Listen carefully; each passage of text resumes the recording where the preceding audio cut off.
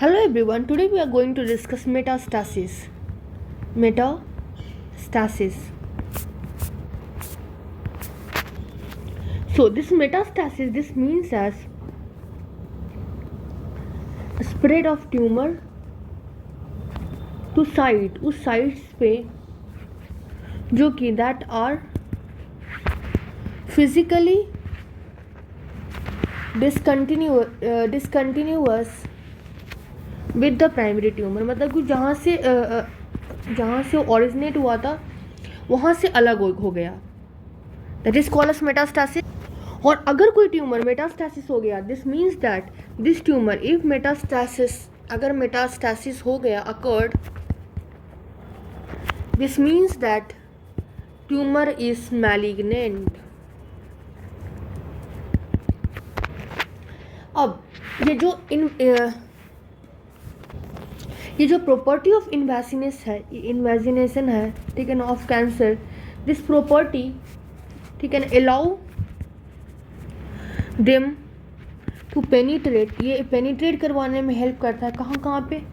Blood vessels में, ठीक है, लिम्फेटिक में and in the body cavity. अब अगर ये ब्लड वेसल में, लिम्फेटिक में, बॉडी कैविटी में, आफ्टर दैट जितने भी मैलिग्नेंट ट्यूमर्स है सब के सब मेटास्टासिस करते हैं. बट कुछ क्या होते हैं कि बहुत जल्दी मेटास्टासिस करते हैं, ठीक है ना. जैसे कि अगर हम लोग देखते हैं, example is like malignant neoplasm of the glial cell, ये किसमें होता है? इन CNS, ठीक है ना. It is called as glioma, ठीक है. उसके बाद अगर हम लोग देखते हैं कि basal cell carcinoma of skin, ये दोनों क्या करते हैं कि बहुत जल्दी ही मतलब अपना इन्वेड कर देते हैं. इन्वेड अर्ली इन द, मतलब कि जब अर्ली इन द कोर्स, मतलब कि जब शुरुआत ही इनका होता है तभी ये इन्वेड कर देते हैं. बट ये बहुत धीरे धीरे मेटास्टासिस करते हैं. रियरली मेटास्टासिस इन्वेड कर देते हैं पर मेटास्टासिस नहीं करते हैं, ठीक है ना. तो इसका मतलब व्हाट इट इज सेइंग, ठीक है ना. ये दोनों जो एग्जांपल है, इट, पहले यहाँ पे लिख देती हूँ कि it invade early, rarely metastasis. इसका मतलब क्या हुआ? What does this means? This means that कि the property of, this means that the property of invasinase or metastasis are separable. उसके बाद ये तो हमने देख लिया कि हाँ ठीक है, इन्वेजिनेस और मेटास्टासिस दोनों का दोनों सेपरेबल है. लेकिन अगर हम लोग बात करते हैं कि ब्लड कैंसर जैसे ल्यूकीमिया, लिम्फोमा, ये सब एक स्पेशल केस है, ठीक है ना. सो हम देखेंगे कि when we talk about leukemia, okay, lymphoma, these are a special case, क्योंकि जो ये ट्यूमर्स होते हैं ना, they are derived from cell, जो कि नॉर्मली उनके कैपेसिटी होता है कि वो ब्लड स्ट्रीम में जाए और ट्रैवल करे डिस्टेंट साइड को. इसीलिए ल्यूकीमिया और लिम्फोमा को भी कॉल एज ल्यूकियो ट्यूमर्स, ठीक है ना. और अगर ये लिक्विड ट्यूमर्स है तो this is always malignant always. जबकि अगर हम लोग बात करते हैं सॉलिड ट्यूमर्स की, ठीक है, जो कि सेल से डिराइव हुआ है, वो नॉर्मली सर्कुलेट नहीं करता है ब्लड प्लाज्मा में, ठीक है. This was the thing. After this तो हमने एक लिक्विड ट्यूमर की बात किया. अब हम लोग सॉलिड ट्यूमर की बात कर रहे हैं कि सॉलिड ट्यूमर जल्दी जो होते हैं, they do not circulate in the blood stream. और जो सॉलिड ट्यूमर्स होते हैं उसके approximately 30% of solid tumor, including a skin cancer, other than melanomas, they present as metastasis disease. They present as metastatic disease. ठीक है. तो हम लोग उसमें मेलानोमा का एक्सेप्शंस देखे कि 30% of solid tumour excluding the skin cancer other than melanoma, उसका अंदर मेटास्टैटिक डिजीजेस की प्रॉपर्टी रहता है. ठीक है ना। और सॉलिड ट्यूमर के अंदर भी वही, ठीक है ना, फीचर्स ऑफ मैलिग्नेंसी जैसे lack of differentiation, aggressive local invasion, rapid growth, large size, सब कुछ दिखेगा, ठीक है ना। बट इसके बहुत सारे एक्सेप्शंस भी है, ठीक है ना, कि छोटे से वेल डिफरेंशिएटेड जो धीरे धीरे ग्रो करता है वो बहुत ज़्यादा मेटास्टैसिस करेगा, मेटास्टैसिस वाइडली, ठीक है ना। और कुछ ऐसे भी होते हैं जो बहुत तेज ग्रो करते हैं, बड़े बड़े लीजन्स होते हैं, वो बहुत सालों तक ऐसे लोकलाइज्ड रह गया, ठीक है ना। इसीलिए तो जो मेटास्टैसिस होता है कॉम्प्लेक्स फेनोमेना है, अनप्रेडिक्टेबल प्रोसेस है, ठीक है ना, जिसमें मतलब कि बहुत सारे फैक्टर्स डिपेंड करते हैं। और इसीलिए जो मेटास्टैसिस अगर हो गया that reduce the possibility of cure, okay.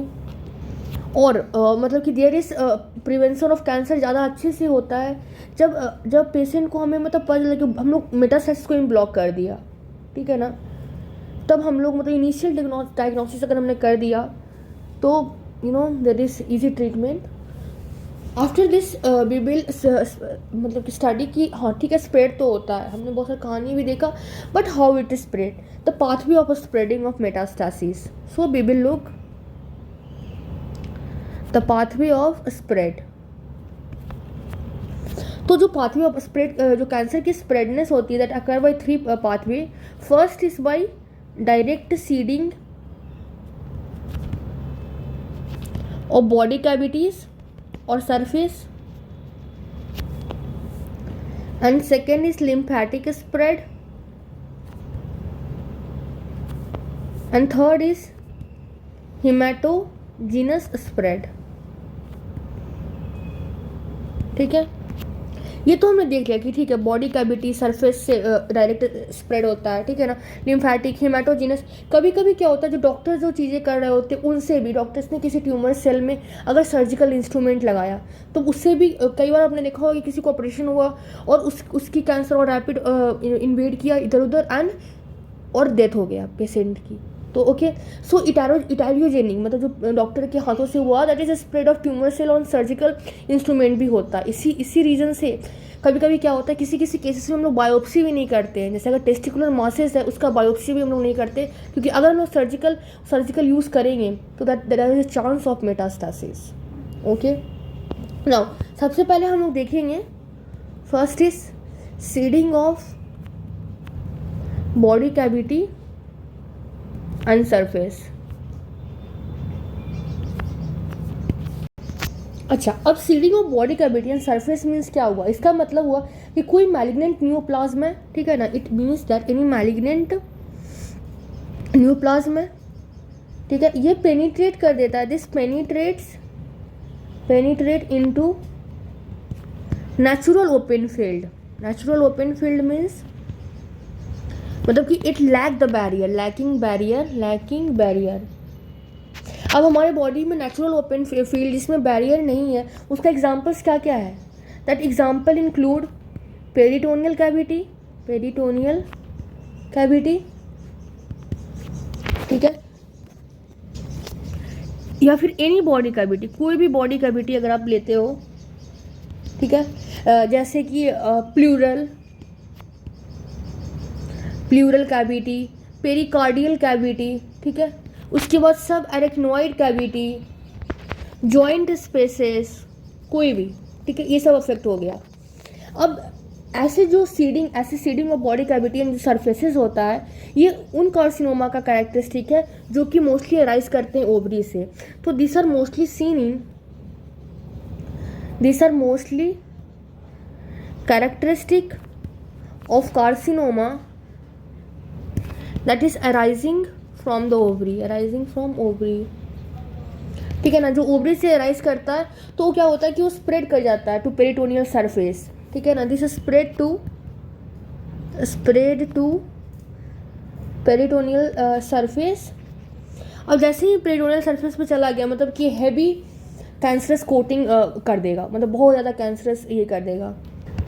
ये तो हमने देख लिया। उसके बाद क्या होता है, कभी कभी ट्यूमर सेल जो होता है वो सरफेस ऑफ एब्डोमिनल विसरा पे रहता है, ठीक है ना। सम टाइम क्या होता है, जो ट्यूमर होता है समटाइम्स ट्यूमर्स के जो सेल होते हैं that remain confined to surface of abdominal viscera, abdominal viscera के सरफेस पे रहा, ठीक है ना, और ये पेनिट्रेट नहीं किया without penetrating into the substance, into substance, ठीक है ना। और क्या होता है कि कुछ वर्क ऐसा होता है, समटाइम्स क्या होता है कि जो म्यूकस सिक्रेटिंग अपेंडिसल कार्सिनोमा या फिर ओवेरियन कार्सिनोमा, ये क्या करते हैं, they fill the peritoneum cavity, they fill the peritoneum cavity with gelatinous neoplastic mass से कवर कर देते हैं, neoplastic mass, and this is called as pseudomyxoma peritonei, ठीक है। तो हमने क्या क्या देख लिया, एक तो ओपन फील्ड देख लिया, एक देखा है कभी कभी ट्यूमर्स सिर्फ और सिर्फ मतलब कि उसके सरफेस पे ही वो मतलब स्प्रेड रहता है, ठीक है ना, और पेनिट्रेट नहीं करता है। समटाइम्स क्या देखते हैं कि म्यूकस सिक्रेटिंग जो अपेंडिकल कार्सिनोमा है, ओवेरियन कार्सिनोमा है, वो पेरिटोनियल कैविटी को जिलेटेनियस न्यूप्लास्टिक मास से फिलअप कर देता है, जिसको हम लोग बोलते हैं सीडोमिक्सोमा पेरिटोनाई, ठीक है। This was all about the seeding of body cavity and surfaces. इसके बाद और सेकेंड थिंग से जिससे स्प्रेड होता है that is called as lymphatic spread. When we talk about lymphatic spread, तब जो ट्रांसपोर्ट होता है, ट्रांसपोर्ट थ्रू लिम्फेटिक वेसल, ये क्या होता है, this is the most common pathway, जिससे क्या होता है, through which the initial dissemination of carcinoma आकर, मतलब सबसे पहले अगर मतलब ईजिली लिम्फेटिक से सबसे पहली बार निकल के चला जाता है, ठीक है ना। उसके बाद after that the thing is कि ट्यूमर जो होते हैं उनके पास फंक्शनल लिम्फेटिक वेसल्स नहीं होते हैं, ठीक है ना, लेकिन लिम्फेटिक वेसल जो होता है लोकेटेड रहता है margin of the invading cancer, वही सफिशियंट होता है lymphatic spread of tumour cell के लिए, ठीक है। और ये जो पैटर्न है ऑफ स्प्रेड, ठीक है ना, ये जो नेचुरल रूट है ना लिम्फेटिक ड्रेनेज का, उसको फॉलो करता है। जैसे अगर हम लोग देखते हैं कि कार्सिनोमा ऑफ अगर ब्रेस्ट की बात करें तो अगर वो अपर आउटर क्वाड्रेंट में होता है, ओके, तो वो डिसेमिनेट कर जाता है सबसे पहली बार एक्सिलरी लिम्फ नोड में, उसके बाद इंफ्राक्लैविकुलर, उसके बाद सुप्राक्लैविकुलर लिम्फ नोड पे, तो एक डायरेक्शन होता है जिसके थ्रू वो स्प्रेड करता है, ठीक है। सो यहाँ पे लाइट सम इम्पॉर्टेंट पॉइंट्स। सो यहाँ पे मैंने वही लिखा है कि जो tumour does not have functional lymphatic vessels, lymphatic vessel जो मार्जिन पे होता है इन्वेडिंग कैंसर्स के, वही सफिशियंट होते हैं lymphatic spread of tumour cell के लिए। और स्प्रेड का जो पैटर्न वही फॉलो होता है जो नेचुरल रूट रहता है लिम्फेटिक ड्रेनेज का हमारे बॉडी में, वो उसी को फॉलो करता है। जैसे एग्जाम्पल की अगर हम लोग बात करते हैं, example in carcinoma of breast, अगर किसी को कार्सिनोमा ऑफ ब्रेस्ट अगर इन अपर आउटर क्वाड्रेंट में हो जाए, हमने पढ़ा था ना क्वाड्रेंट्स अपर आउटर क्वाड्रेंट में हो जाए, तो उससे फिर क्या होता है कि वो टूट करके डिसेमिनेट सबसे पहले first to axillary lymph node, उसके बाद infraclavicular and then to the supraclavicular lymph node में चला जाता है, ठीक है। अगर हम लोग कार्सिनोमा ऑफ लंग्स की बात करते हैं, कार्सिनोमा ऑफ हम लोग लंग्स की बात करते हैं, जो कि अराइजेस इन मेजर रेस्पिरेटरी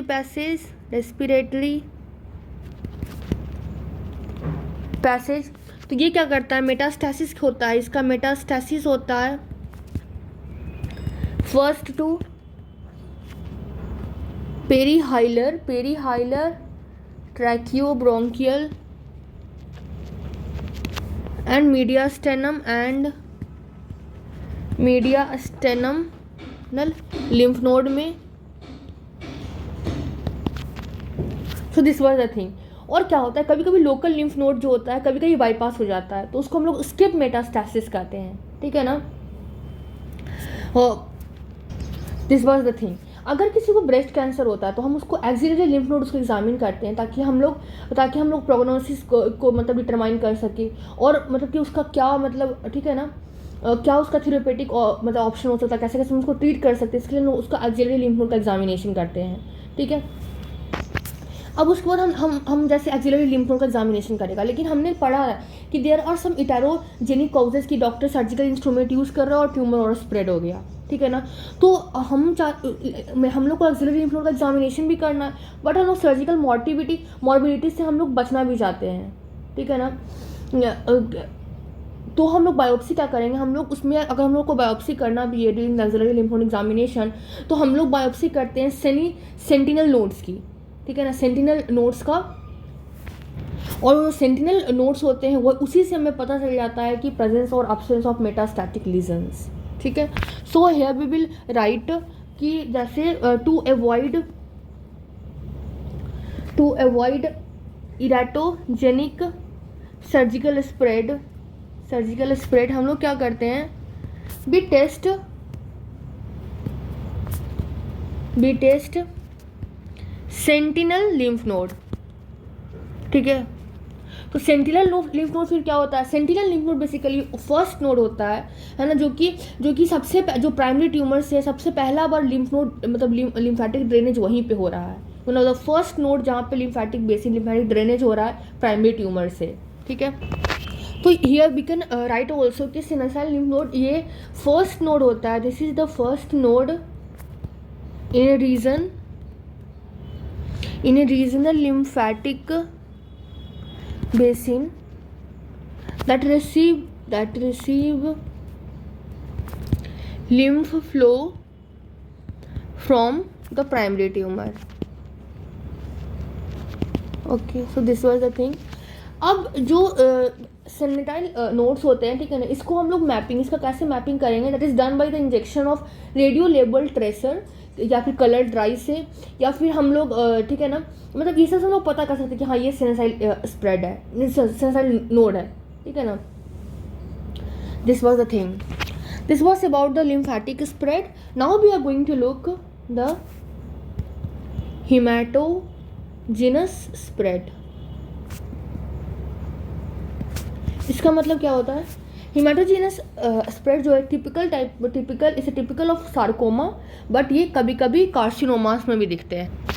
मतलब क्या हुआ कि ये मोस्टली मेसेनकाइमल ऑरिजिन में, ब्लड सेल ऑरिजिन ये सब वाले में दिखते हैं, एपिथेलियल ऑरिजिन में कभी कभी दिखते हैं हेमाटोजेनस स्प्रेड।